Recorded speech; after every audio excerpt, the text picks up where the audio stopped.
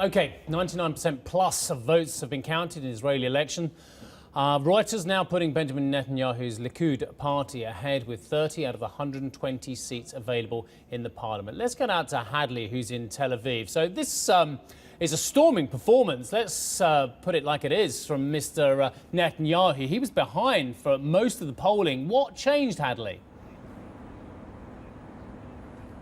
Yes, indeed he was. You know, to call this race contentious would be a serious understatement. And of course, this race was really being fought on security and economic issues as well. We saw him come out in the last several days fighting furiously to get a majority, or at least to get enough of these seats that he could form these coalitions. And the question now going forward is going to be what kind of coalition Prime Minister Netanyahu is going to end up forming. And it's looking like it's going to be more conservative. And of course, that's raising some eyebrows in the business community, at least privately. People are looking at each other and saying, you know, what will this mean for us in terms of the foreign policy? Because you have to remember, the EU is the largest trading partner for Israel. And in the last couple of years, of course, we've seen the EU coming down hard on Israel's foreign policy stance, with particular regard to the Palestinians. So it's raising some eyebrows. And you also have to remember that, of course, this is the startup nation. They had something like $3.5 billion in IPOs in New York last year alone. And for these guys, they're a real international business community, and they see themselves as such. And so when they get flack internationally for what the Prime Minister's been doing here at home,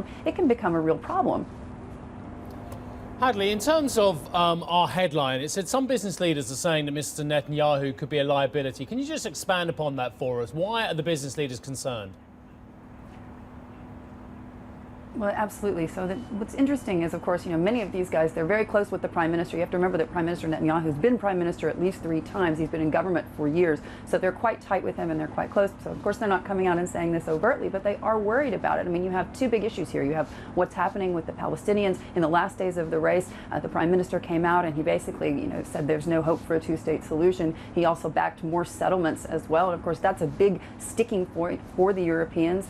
The EU said that that's not necessarily a good thing. And they've certainly come out in terms of what they want to do to force the Israelis' hand on that issue going forward. And then, of course, also the Iran nuclear negotiations. It's quite interesting. You know, Prime Minister Netanyahu makes this very controversial speech to the U.S. Congress. He gets a lot of flack for that. He saw a bump here, though, in the polls. And what's interesting going forward is, though, even though many people were upset about that, particularly in the business community as well, it hasn't really changed that much for the Prime Minister, because the U.S. Congress has now come out and said, 2 top Democrats on the Senate Foreign Relations Committee, that no matter what happens with President Obama's negotiations with Iran, they do plan to hold a vote in Congress. So it's actually worked out in his favor.